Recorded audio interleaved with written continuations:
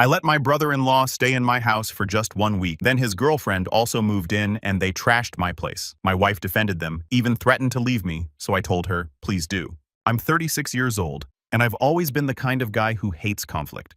The type who says it's fine even when it's absolutely not fine, who smiles through gritted teeth, who gives people too many chances because I don't want to seem rude or make things awkward.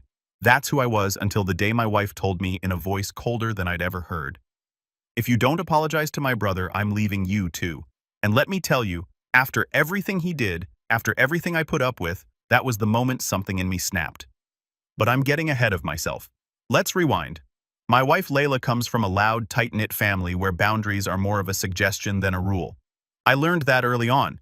The first time I visited her parents' house, someone was already sleeping in our guest room because they needed it more, and my toothbrush mysteriously ended up in the kitchen sink. Still, they were warm and welcoming in their way, and Layla had a spark I couldn't resist.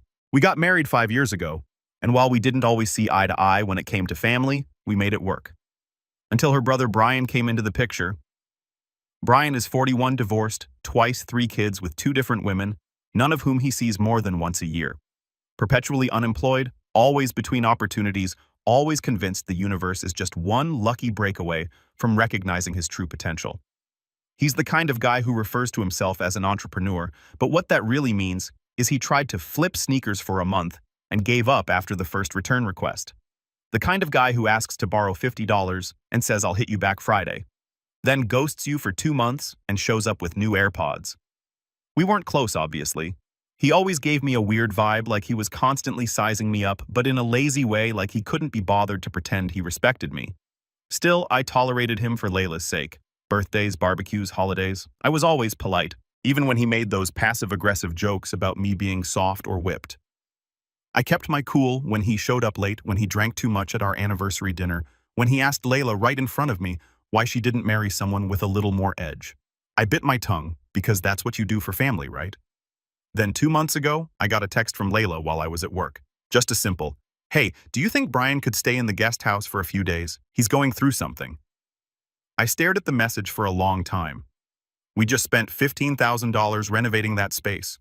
New flooring, fresh paint, furniture from West Elm I never thought we'd be able to afford. It was my dream to turn that little detached structure into a quiet office, maybe even a recording studio one day. But it had become our guest house, and now it was about to become Brian's crash pad. I texted back, how long is a few days? She responded. Just till he gets back on his feet, maybe a week. I should have said no. I should have stood my ground. But I took a deep breath, thought about how Layla had supported me during my job change last year, and said, okay, just a week. That was my first mistake. Brian showed up the next day in a rental car, even though he claimed he was broke. And he wasn't alone. He brought his girlfriend, some woman I'd never seen before, half his age, all acrylic nails and side eyes, and her 2 kids. Not his, hers, from another guy. And they all moved in like it was some vacation rental they'd scored last minute. Within the first hour, the kids were running around the backyard, screaming, the girlfriend was blasting music from a Bluetooth speaker, and Brian was in our kitchen, helping himself to a beer I'd been saving. No knock, no thanks, no, hey man, really appreciate you letting us stay here. Just a smirk and a yo, your fridge is loaded. I glanced at Layla, who smiled nervously and said, they just need a place to breathe for a bit. Be patient, okay? I was patient at first. The first week came and went, and there was no mention of leaving. Brian never even brought it up. In fact, he started acting like he owned the place. He'd barge into our house without warning to grab snacks, drinks, even toilet paper. One morning, I walked into my living room in a robe and found him sprawled across our couch watching sports shoes on crumbs everywhere. When I asked him how he got in, he held up our spare key and said, Layla gave it to me. Said I could come in whenever. I confronted Layla about it that night. You gave him our key without asking me. He's my brother, Weston. Don't make it a big deal. But he's not just visiting. He's treating this place like it's his Airbnb. She sighed. He just needs time. The second week, I stopped seeing my garage tools. My drill set gone, ladder gone. I found out Brian had been loaning them to his new friends in the neighborhood, other unemployed guys he played poker with in the evenings. I found cigarette butts near the flower beds I'd just planted. One morning, I stepped outside and found a broken beer bottle by the hose. The guest house, once pristine, now had fingerprints on the windows, greasy takeout bags stacked by the porch, and an actual piece of gum stuck to the front doorknob. Still, Layla kept brushing it off. They're trying, she'd say. It's not easy living with kids in a small space. Small space. It was 600 square feet with a full bathroom and kitchenette. I'd lived in less when I first moved out of my parents' place. Week 3 was when I really started losing it. One night I was working late in my home office when I heard loud yelling coming from outside. I stepped onto the porch to see Brian and his girlfriend screaming at each other. Not arguing, screaming. The kids were crying. One of them had apparently spilled something on her phone and she lost it. Brian started throwing things. I told them to keep it down and he snapped, "Mind your own house." Weston. My own house. I felt my blood rise, but I didn't say anything. I just turned around and went inside. I didn't sleep that night. The next day I told Layla, "They need to leave." She looked at me like I'd just kicked a puppy. "What?" "No, you said a week. That was 3 weeks ago. They don't have anywhere else to go. They're making this place a circus, and it's not just them, it's affecting us. I'm stressed. I'm not sleeping. I'm walking on eggshells in my own home." She didn't respond. She just walked away. That was the beginning of the silence between us, the slow shift from, "We're in this together," to, "You're the bad guy for wanting peace." Every time I brought it up, she shut down. Every time they crossed a line, she looked the other way. And Brian. He kept pushing, kept testing me. I came home one afternoon and saw he'd parked his car in my driveway, blocking my garage. When I asked him to move it, he said, "Relax, man. I'll move it when I'm done." I told him he had no right to block my space. He laughed. "Dude, you think I want to park on the street with those HOA narcs sniffing around?" I told him I didn't care about the HOA. I cared about respect. He scoffed. "Respect for what you think you're better than me because you got a little guest house and a 9 to 5? That's when I realized it. He hated me. Not because of anything I'd done to him, but because I represented everything he wasn't. Stability, responsibility, a life that didn't crumble every other year. And maybe that's why Layla defended him, because some part of her still saw him as the underdog, the one who never caught a break, the wounded brother who just needed someone to believe in him. But I wasn't willing to sacrifice my peace, my marriage, for a man who had no intention of changing. And then came the night that changed everything, the night that made my decision for me. Because up until that point, I still held on to hope. Hope that maybe they'd leave on their own. Hope that Layla would finally see what he was doing to us. But what happened that night shattered all of that, and it left me standing in the middle of my backyard, heart-pounding, fists clenched, as my wife screamed something I'll never forget. The night it all broke wasn't some big dramatic blowout, at least not at first. It started like any other night during those miserable 2 months. I got home from work around 6 o'clock, tired, hungry, and already mentally bracing myself for whatever mess Brian had made of the day. It had become routine by then. Come home, avoid the backyard like it's a minefield, sneak through the side door so I wouldn't have to cross paths with Brian or his girlfriend, try to eat dinner in peace with Layla. Fail at that, go to bed feeling like a stranger in my own home. Rinse, repeat. But that evening, something was different. The moment I pulled into the driveway, I saw the garage door half open. That immediately set off a red flag. I always kept it shut. I walked up to find the door wedged open by a cinder block, and inside, my stomach dropped. Brian and 2 other guys I didn't recognize were standing around my workbench drinking beers and passing around my socket wrench set like it was a toy. They didn't even notice me at first. One of them, some dude in a hoodie with a neck tattoo, was holding my brand new cordless drill, testing it on a 2x4 like he was building something. My hands curled into fists at my sides. "Hey," I snapped. "What the hell are you doing?" Brian turned completely unfazed. "Oh, hey man, relax. We needed some tools. Julio, here's helping me build some shelving in the guest house. You got good stuff in here." I stepped forward, jaw tight. "This isn't a tool rental, Brian. You don't just take my things without asking." He rolled his eyes. "You weren't using it. That's not the point." The guy with the neck tattoo snorted. "Man's tripping over a drill. Chill out." I ignored him. "Get out of my garage now." Brian scoffed. "Dude, you seriously need—" I didn't yell, I didn't scream, I just walked over, took the drill out of Julio's hands, and held out my hand to Brian. "Keys. Now." He frowned. "What the spare key Layla gave you? Hand it over." He let out this mocking laugh. "Wow. You're really gonna pull this my house, my rules crap, because it is my house and you've crossed the line." He stepped forward, suddenly serious. "You think you're better than me, Weston? Just because you got a nice little office job and a mortgage? This has nothing to do with being better than you. This is about respect, and you've got none." We stared at each other for a moment. Just silence and tension, and two men who, for completely different reasons, absolutely couldn't stand each other. Then he reached into his pocket, pulled out the key, and flicked it at me like it was garbage. Fine. Whatever. I didn't say another word. I walked inside, went straight to my room, and shut the door. My heart was pounding. But I felt this strange wave of calm wash over me, like a decision had finally clicked into place. I didn't tell Layla about it right away. Not because I wanted to hide it, but because I already knew what she was going to say. She twisted somehow. Say I embarrassed him? Say I overreacted? Say I made things worse. That had become our cycle. I'd bring up a problem. She'd make it my fault. And I was tired, bone deep, emotionally drained, tired of playing that game. So I waited. I let things stew, let Brian feel the shift in the air. For the next few days, he didn't come into the main house. Not once. He and his girlfriend kept to themselves, though the volume of their arguments only seemed to get louder. But even through the chaos, I felt like I had finally regained an inch of ground. Then came the betrayal. It was a Saturday morning. I'd just finished mowing the lawn when I noticed something strange. The guest house door was wide open. That wasn't unusual by itself. Brian was always leaving things open. But what caught my eye was the inside. The door frame looked splintered, like someone had forced it open. I walked over, confused, and stepped inside. I stood there, speechless. The place was trashed. I'm not exaggerating. I'm talking clothes everywhere, dirty diapers in the sink, takeout containers on the floor.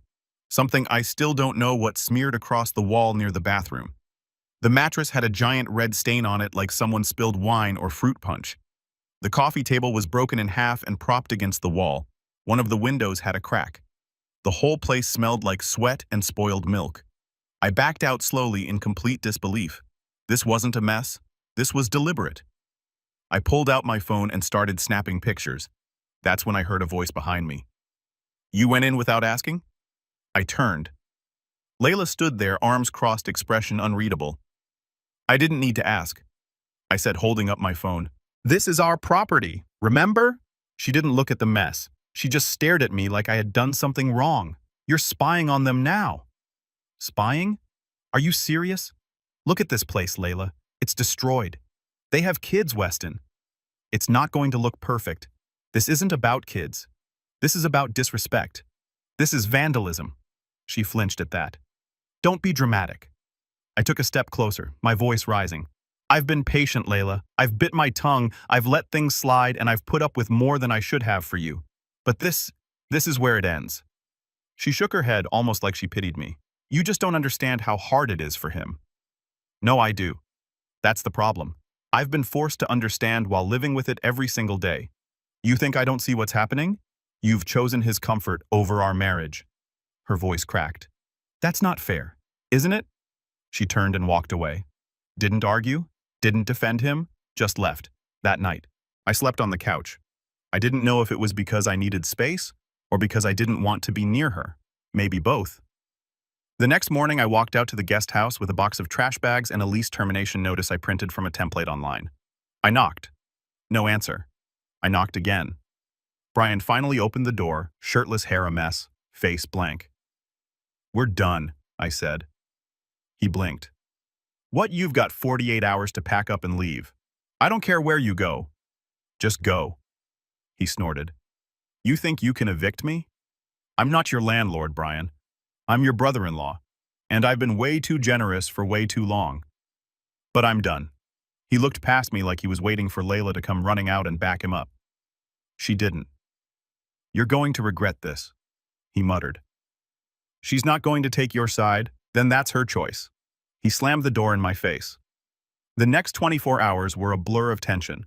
Brian didn't leave. In fact, he started getting bolder, playing music louder, throwing trash into our bins like it was some kind of statement, parking across both sides of the driveway. And Layla, she barely spoke to me. When she did, it was clipped and cold. Sunday night rolled around, and I knew what I had to do. I didn't want it to come to this, but I couldn't back down now. I'd finally stood up for myself, and I wasn't about to let guilt pull me back into that doormat role. So I made the call. The next morning, I left work early, got home by 2 o'clock, and waited. At 2:45, a tow truck pulled into the driveway. Brian's rental car was gone in under 5 minutes. He'd parked in violation of the HOA rules again, and I reported it anonymously. But I wasn't done. At 3 o'clock, I knocked on the guest house door one last time. Brian answered furious. "Your car's gone," I said calmly. "And I've called the sheriff. You've overstayed your welcome and you're trespassing." His face twisted. "You snake." Before he could finish, Layla stepped outside. She looked between us, then walked right up to me.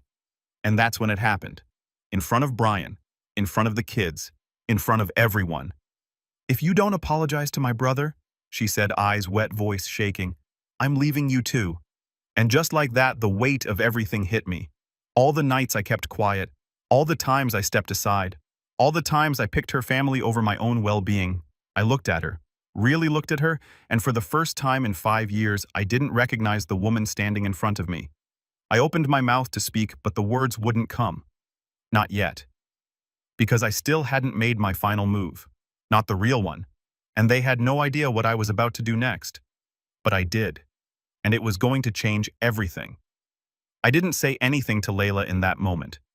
I just stood there, numb, staring at the woman who used to feel like home. Now siding with a man who treated me like garbage and trashed the place I'd built with my own 2 hands.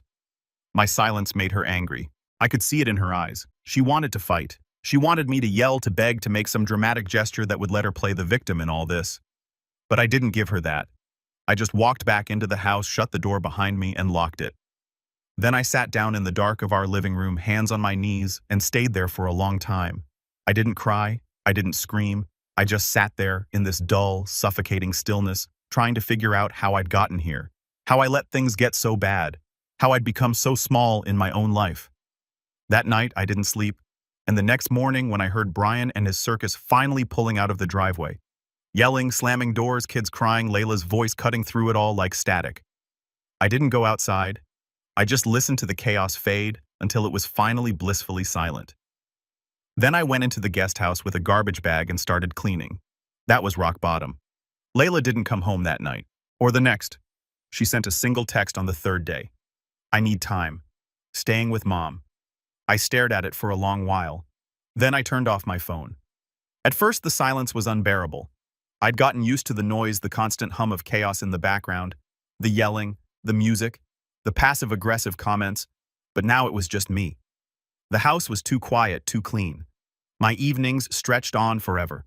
I kept thinking she'd come back, that maybe I'd hear the keys in the door or a soft knock or even just her voice calling out from the driveway. But she didn't, and I realized something terrifying. I had no one. Not really. I hadn't seen my own family in over a year. My friends had slowly drifted away after too many canceled plans, too many sorry can't tonight texts from me. All I had was my job, and even that felt like a thin rope I was barely hanging on to. For a while, I just existed. Wake up, go to work, come home, eat something, sleep. I went through the motions like a ghost. But somewhere in that fog of loneliness, something started to shift. It started small. I noticed how clean the house stayed, how peaceful it felt without someone stomping through the halls demanding attention. I sat on the couch and actually watched a movie without being interrupted. I cooked dinner for one, and it felt okay. Then one weekend, I drove out to the hardware store. I picked up paint cleaning supplies, a few pieces of trim. I went home and started fixing up the guest house. Not because I needed to, but because I wanted to. I pulled up the stained carpet, replaced it with hardwood I'd always liked but never got around to. I scrubbed the walls, repaired the cracked window, sanded and repainted the doors. It took me a few weeks. I worked slowly, methodically. But by the time I was done, the place looked better than it ever had before. And I didn't tell anyone. I didn't post pictures or talk about it at work. I just did it for myself. And that felt good. Then came the next thing. One of the guys at work, Jeremy from the design team, was organizing a volunteer build for Habitat for Humanity. I overheard him talking about it in the break room and surprised myself by speaking up. "You need an extra pair of hands." He blinked. "Oh yeah. Actually, we do. You good with tools?" Getting there. The following weekend, I showed up hammer-in-hand, gloves on, not knowing a single person besides Jeremy. And I'll be honest, at first I felt like an intruder. These people were laughing, working in sync, clearly comfortable with each other. But no one made me feel like an outsider. One guy, Dave, offered me a bottle of water and started chatting with me about power tools. By lunchtime, I was on the roof helping install siding. That night, I came home sore, sunburnt, and more fulfilled than I'd felt in months. I started going every weekend. Through that group, I met people, real people, kind people, People who didn't know anything about my wife or her brother or the wreckage I'd crawled out from. And for once, I didn't feel the need to explain it all. I could just show up, help build something, and leave a little stronger than I came. One of the volunteers, a woman named Erin, ran a small carpentry business out of her garage. She saw me measuring a cut one day and said, "You've got a good eye. Ever thought about doing this full time?" I laughed. "Nah, I sit behind a computer all day." She shrugged. "Doesn't mean you have to stay there." And that planted a seed. The next few weeks, I found myself researching woodworking tutorials, ordering small tools online, watching videos late into the night. I started making things. Simple at first: a birdhouse, a shelf, a coat rack, then a coffee table, then a bench. I turned the garage into a mini workshop and started posting my builds on a private Instagram account just for fun. And the weirdest thing happened. People started liking them, commenting, asking if I took commissions. That's when it clicked. I'd spent so long pouring energy into people who only took from me, who saw my kindness as weakness. But now every board I sanded, every joint I lined up, it felt like I was putting myself back together. Stronger, straighter, balanced. Then one Thursday night, I got a knock on the door. I opened it to find Layla standing there, suitcase in hand. I blinked. "Hey." She looked tired, a little disheveled, but her eyes were sharper than I remembered, clearer. "Can I come in?" I stepped aside. She walked into the house like it was a museum, touching the countertop, glancing at the freshly vacuumed rug, eyeing the flowers I'd bought the day before. "Just because." "It's clean," she murmured. "Always is now." She turned to me. "I've been staying at Mom's, but it's not working." I nodded, saying nothing. "I miss us," she said. I studied her. "Which us? The one where I swallowed everything to keep the peace? Or the one where your brother walked all over me and you called me the problem?" She flinched. "That's not fair." "Yes," I said quietly. "It is." She looked away, eyes wet. "I didn't realize how bad it got," she said finally, "until I left. Until I had to listen to my mom make excuses for Brian every day the way she always did. I thought I was helping him. I thought I was keeping the family together. And I was just collateral damage." She didn't answer. "I rebuilt the guest house," I said, changing the subject. "Took out all the damage. It's good as new." "That's great," she whispered. "That's really great." We stood in silence for a while. Then she asked, "Can I come home?" And that was the question, wasn't it? Could she? After everything, I didn't answer right away because deep down, I wasn't sure. I'd finally started standing tall again, started making choices for me. Built something from nothing with no help, no validation, no audience. I was becoming someone new, someone I was proud of. And I wasn't sure if there was space in that new life for someone who once made me feel so small. But that decision would come later. For now, I offered her the guest house. "Stay there for a while," I said. "If you're serious about fixing this, we'll take it slow. But I'm not going back to how things were." She nodded. And for the first time in a long time, she listened.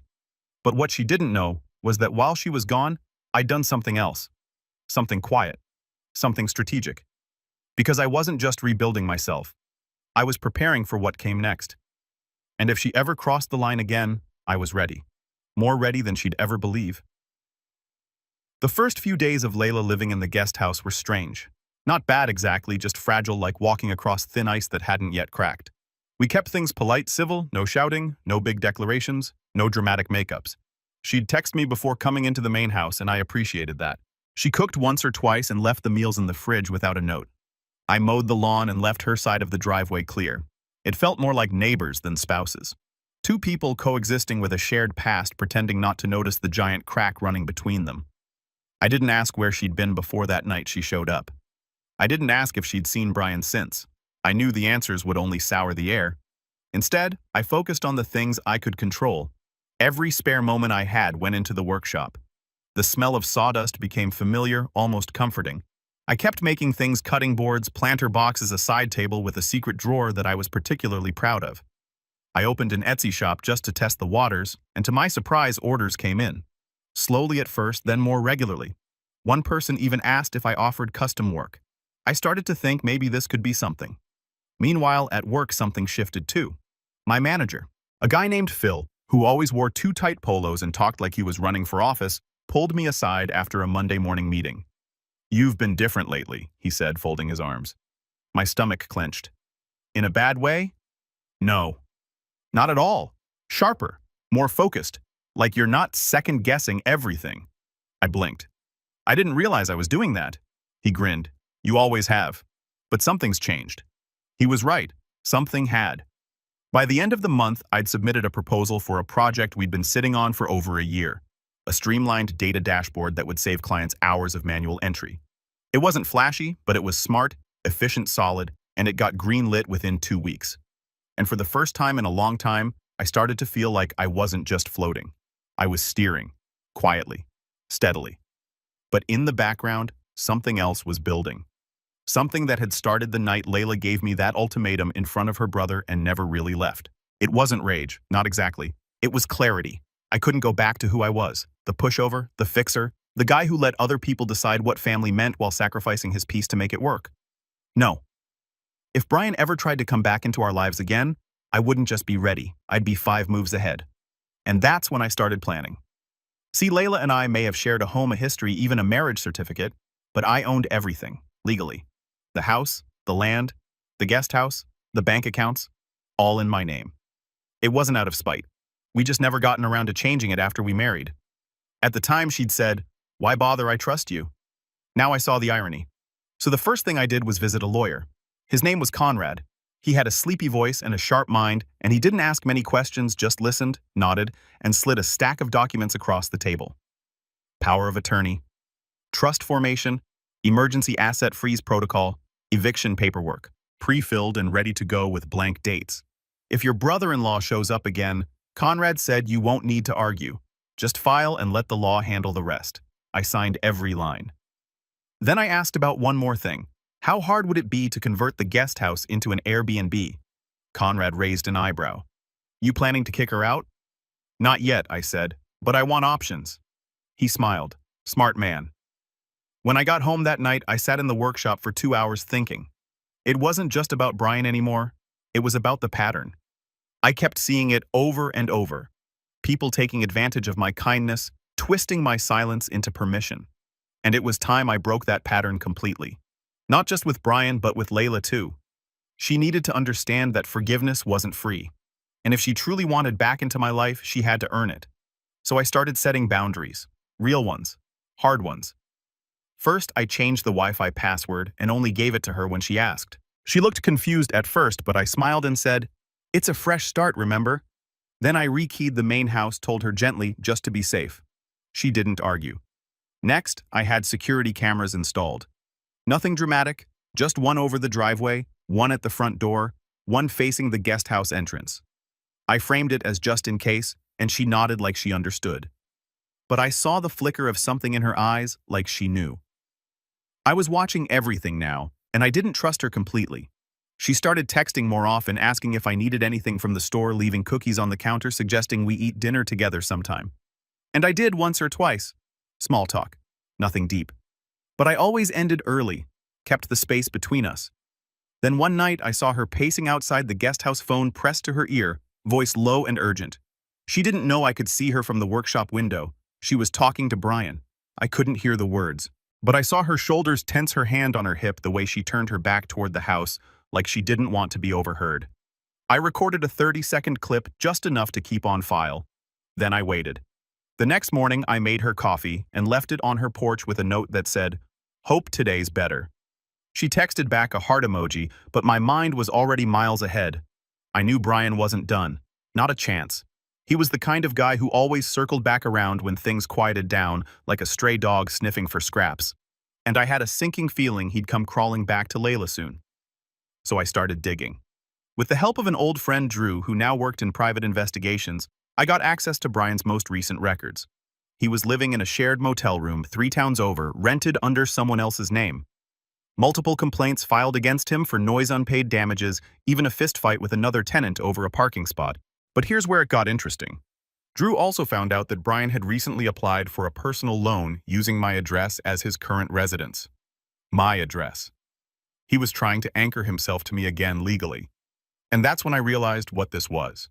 It wasn't just freeloading, it was strategy.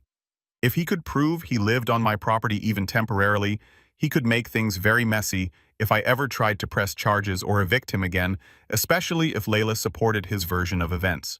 I felt my stomach twist into a knot, because that meant she wasn't just passively enabling him anymore. She was helping, or at the very least, protecting him. And that was the final straw. So I did what any logical betrayed husband would do. I built a trap. It started with an email, a very professional-sounding message from a new property management company, really just me using a business Gmail address and a fake LLC name sent to Layla, informing her that the guest house would be undergoing routine inspections and evaluations in 2 weeks' time, followed by potential listing on a short-term rental platform. She replied the next day, "This is a surprise. Thought we discussed me staying longer." I replied, "You're welcome to submit a rental application if you'd like to pursue that route." She didn't, but I saw the panic start to grow. The second phase was a conversation I let her overhear a phone call in the kitchen where I casually discussed investors and turning the whole property into income-generating space. She asked about it that night. I shrugged. Just exploring options. She said nothing. Then, the third phase. I filed a formal change of residency notice with the city declaring that no one besides myself resided at the property, a document Brian would have to contest if he wanted to use my address for anything official. And just to be thorough, I reported the loan application to the fraud division of the lending company. By the end of that week, Brian's loan was flagged, his motel reported, and the paper trail he was trying to build shattered. But I wasn't finished because the best revenge isn't just defense, it's dominance. So I started planning an open house for the guest house, a real one this time. Posted anonymous ads, set a date, printed flyers. And when Layla asked me about it, quiet, uncertain, I simply said, "Everyone keeps telling me I need to think about my future. I think they're right," and walked away. She didn't follow, but I knew she would because I'd built something stronger than anger. I'd built leverage. And when the day came that Brian showed up again and I'd be ready. Only this time, I wouldn't just be defending my home. I'd be taking everything back piece by piece, and they'd never see it coming. The final domino fell on a Saturday afternoon in early spring. It had been exactly 90 days since Layla moved into the guest house, 90 quiet, careful, calculated days. I'd spent them rebuilding everything they had broken, not just the structure Brian trashed or the routines he disrupted, but the core of who I was.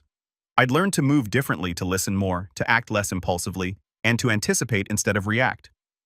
That was the difference between the old Weston and the man I'd become. The old Weston would have exploded, would have argued, pleaded, tried to prove something to people who didn't deserve an explanation. But the new me, I was done wasting energy on people who weaponized my patience. So when Brian finally came slithering back right on schedule, I was ready. It started with a knock at the front door. I'd just finished sealing a custom coffee table I planned to ship out Monday when I saw him through the window.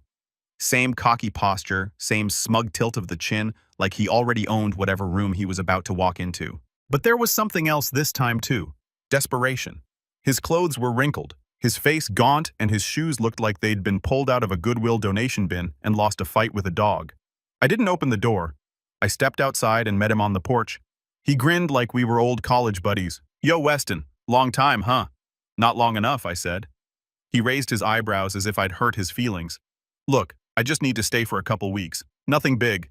Layla said she doesn't live here." He blinked. "What?" "She said she's a guest, same as anyone else."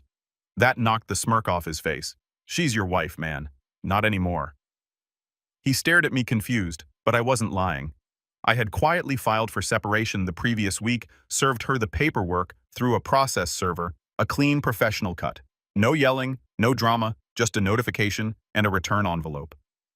He shook his head, stepping forward. "Look, I just need a place for a little while. You've got space." "And come on, we're family." That word hit my ears like a siren.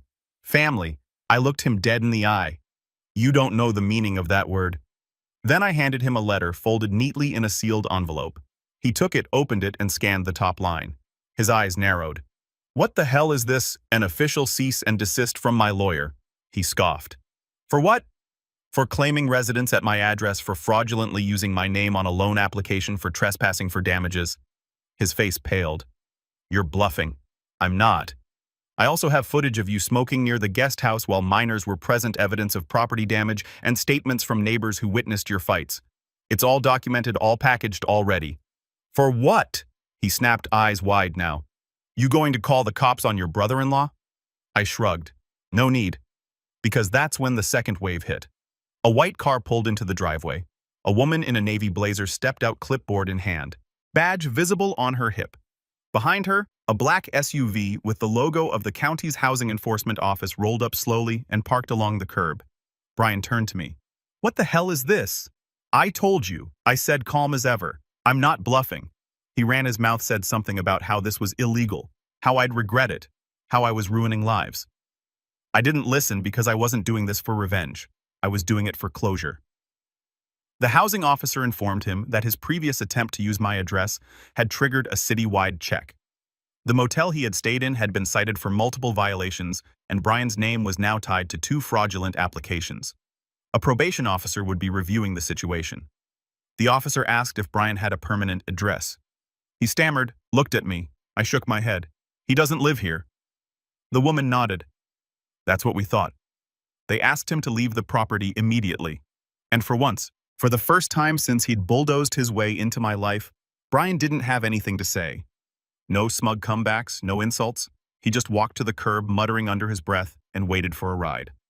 I didn't watch him go. I had nothing left to prove. But I wasn't done yet, because Layla, she'd made her choices too. When I served her the separation notice, she didn't respond at first, just disappeared into the guest house for 2 days. Then she asked to talk. We sat on the porch, the same place she defended her brother like he was some wounded animal I had kicked out of the house. She looked tired, sad, but not apologetic. "I didn't know he was going to do that," she said quietly. "I thought he was just staying out of trouble." I didn't reply. I just wanted to help my family. "You did," I said. "Just not the one you married into." Her eyes flickered. "So that's it? You're done." "I was done the day you threatened to leave me over him." She opened her mouth, then closed it. "You can stay in the guest house for 2 more weeks, I told her. "After that, it's being converted into a rental. The locks will change, and I'd appreciate it if you didn't contact me unless it's through the attorney." She blinked hard, and I saw the tears come. But I didn't comfort her because I'd finally learned the difference between kindness and enabling. That night, I sat in the workshop and looked around at everything I'd built, real, solid, lasting things. Not just furniture, but confidence, freedom, clarity. The revenge hadn't been loud. It had been precise, quiet, intentional. And it worked. Brian never came back. Layla moved out exactly 2 weeks later, left a note that said, "I didn't realize I'd lose you too."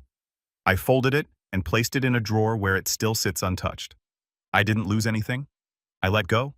And sometimes that's the most powerful revenge of all. Because now I wake up in a home that feels like mine again. I run my business. I spend weekends with people who respect me. I build things that last. And no one walks through my door without earning it. Not anymore. I was never the villain. I just finally stopped being the doormat. And when I closed that chapter of my life, I didn't slam the door. I locked it and threw away the key.